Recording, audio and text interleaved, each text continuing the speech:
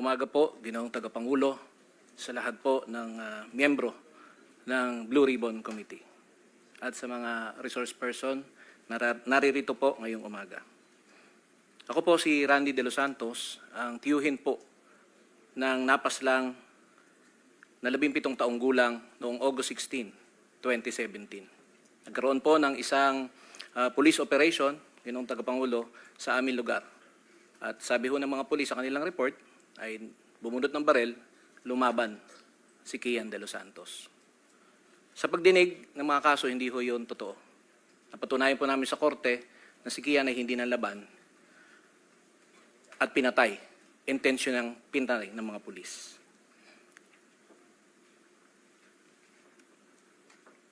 Mga ilang araw, Ginoong Tagapangulo, habang nakaburo lang aking pamangkin, naglabas po ng kasinungalingang statement ang pamunuan po ng PNP. At noon po ay pinamumunuan ng ating kagalang-galang na senador, Bato de la Rosa. Ang sabi po dun sa statement ay yung tatay daw po at yung uncle ay kilala sa aming lugar na siga, kinatatakutan at nagbebenta ng droga at ginagamit po si Kian De Los Santos bilang tagapagbenta nito. Ginoong Tagapangulo, totoo po, kilala ho kami sa aming lugar, pero hindi po konektado sa illegal na droga. Kilala ho kami bilang mga saksi ni Jehovah na nagbabahay-bahay, kumakatok sa mga pintuan at nagbabahagi ng salita ng Diyos. Marahil ang kagalang-galang na Senador Robin Hood Padilla ay makakapagbigay po ng kanyang pananaw sa kung ano hubang uri ng pagkatao kaming mga saksi ni Jehovah. Brother, magkasama tayo noon. Kasama ko po ang inyong ina. Ginoong Tagapangulo, marahil po ang malisyoso at maling pagbibintang na ito ay nakaapekto po sa amin. Inalis po ako sa trabaho, Ginoong Tagapangulo, dahil sa maling akusasyong ito. May mga magulang ho ako, may anak ako.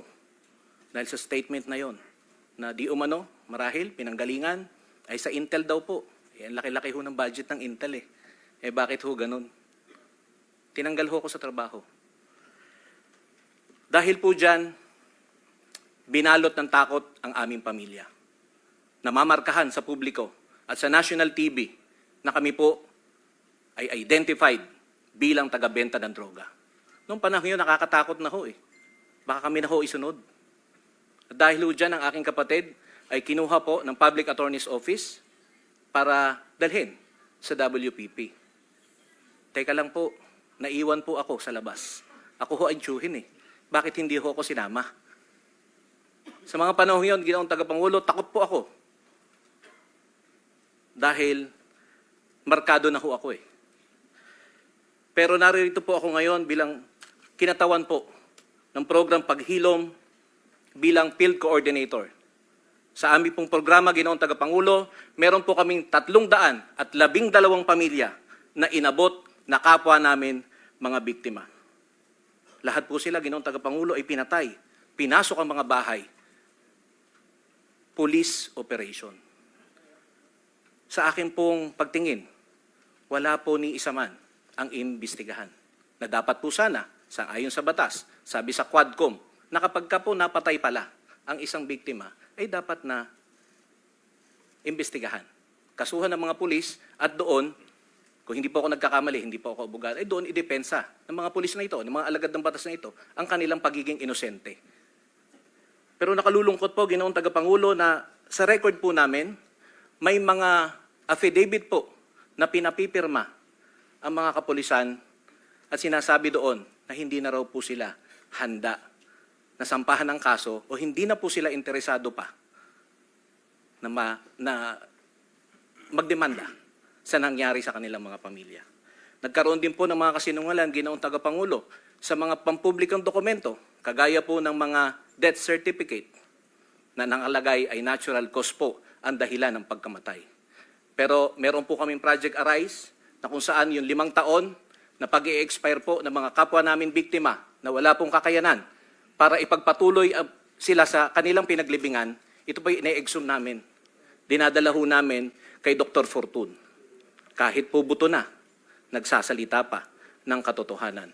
At isa na ho rito, Ginoong Tagapangulo, Your Honors, ay yung matapos po yung 5 taon na renta po ni Kian De Los Santos, inexhume ho namin yun eh.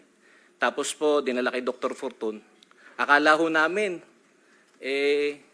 okay na eh, naimbestigahan na ho eh.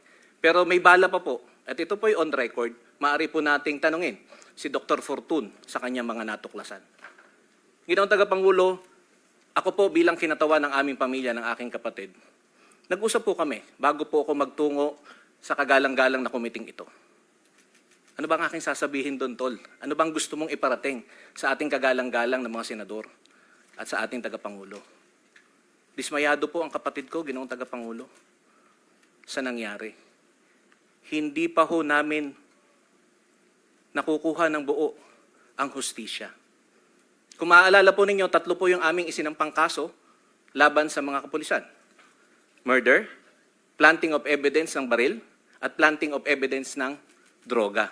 Ginoong Tagapangulo, napatunayan na ho namin ito sa korte.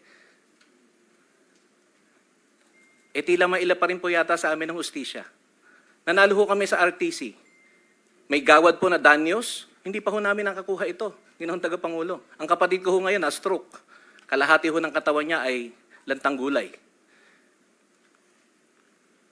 Sa mga bagay pong ito, Ginoong Tagapangulo, at bilang kinatawan po, bilang field coordinator ng program Paghilom, nais ko pong ipabatid sa inyo na lahat po ng 312 na mga pamilya na sa aming pangangalaga, hindi ho sila nanlaban, Ginoong Tagapangulo. Ako po mismo ay personal na pumisita sa kanilang mga burol noong mga panahon na nakaburol ito. At nakakwentuhan po sila. Naalala ko po, pahihintulutan po ninyo, yung binanggit ng aking kaibigan na Jehovah's Witnesses noon. 1 minute, sir. Yes, Go ahead. na Jehovah's Witnesses noon. Ang sabi daw po ay, kapag ka namatay ang isang tao, makikilala mo kung sino siya. Sa burol, buti nga, namatay yung taong yan, napakasalbahe niyan eh. Pero kapag ka namatay po ang isang tao, sasabihin, sayang, nakakapanghinayang, napakabuting tao niyan, tumutulong. Marahil ito po ang naobserbahan ng ating mga media na naririto, na halos 2 linggo nag-cover sa burol ni Kian. Marahil po nagtanong-tanong kayo, Ginoong Tagapangulo, sa karakter ni Kian De Los Santos. Hindi ho siya. Wala ho siya sa listahan. Hindi po siya, Ginoong Tagapangulo, nagbebenta ng droga. Inosente po at nag-aaral po ang aking pamangkin sa isang pribadong paaralan na kahit po medyo may kataasan ay ginagapang po ng aming pamilya. Nasa ibang bansa ang aking hipag upang mangibang bayan, OFW po, para maglaan ng pangangailangan. Thank you. Thank you, Maraming salamat po. Mr. Randy De Los Santos. Mr. Chair, first of all, I would like to express my condolences to Mr. Randy De Los Santos. Alam po nyo, nung namatay si Kian, ako po'y galit na galit talaga. Sino bang maniwala na bata nagtutulak ng droga, pinatay? Ako may anak rin ako. Kung mangyari yun sa anak ko, galit na galit ako, Mr. Chair. Tama. Kaya ako, I tried my best talaga na yung kaso na yan, kasi bata binaril. So kailangan managot talagang gumawa niyan. Pero meron akong nasabi, if I can fully remember, sinabi ko, nung tinanong ko yung mga nakabaril kay Kian, sir, ang explanation na sa akin, kaya nangyari yun, sir, dahil yung meron kaming nahuli na po, sir, na isa dyan sa Caloocan, at itinuro yung isang babae na tumboy na pinanggalingan ng kanyang droga. Tapos, ang sabi nung poser na nahuli namin, sir, yung droga nung tumboy na yan, masyadong madiskarte, hindi siya nagbibigay direkta sa amin ng supply. Dinadaan doon sa tindahan ni Kian, kung saan si Kian nagbabantay, iniiwan doon at pinipick up lang. Si Kian wala namang alam doon sa droga kung droga yon. Basta iiwan lang doon. Kung si Kian nagbabantay ng tindahan, iniiwan sa tindahan, doon pinipick up namin yung droga galing sa yung suspect na puser na tumboy. Kaya sir, nadamay si Kian. Sabi ko, bakit nyo binaril? Wala, hindi na masagot. Hindi na masagot. Pero actually sir, doon talaga sa tindahan ni Kian namin kinukuha. And ako'y nagtataka, bakit, did I mention the name of a certain Randy De Los Santos as involved in drugs? Ang alam ko noon, nabanggit ko during one of my interviews, na yung sabi ng pulis, na Caloocan, na ngayon nakakulong, sir, yung tatay ni Kian mismo, sir, tingnan mo yung mukha. Nauubos na yung ngipin, nauubos na yung gums sa kagagamit ng droga. User yung tatay. Kaya ang tanong ko nga, bakit hindi ang tatay pumunta dito? Bakit yung uncle ang nagreklamo? Yun ang sabi sa akin ng pulis. What can I do? I received that information. Sir, tingnan mo, interview yung tatay ni Kian. Tingnan mo yung mukha. Tunaw na tunaw yung panga. Tunaw na tunaw yung ngipin. User yan, sir. Sabi sa akin ng police operative ng Caloocan. So, senior ko lang rin sa media. Dahil kitang-kita naman kung tingnan mo. Kaya nga, bakit na-involve yung uncle, I don't think, I'm not sure. Please refresh me, my memory, kung nabanggit ko yung pangalan of Mr. Juan Randy De Los Santos as involved in drugs. I cannot remember, Mr. Chair. I just hope this body can be enlightened. Dahil that's why I insisted to respond, Mr. Chair. Although ayaw mo akong i-interpolate yung ating witness, but anyway, if that is the ground rules of this committee, I submit, Mr. Chair. Thank you. We will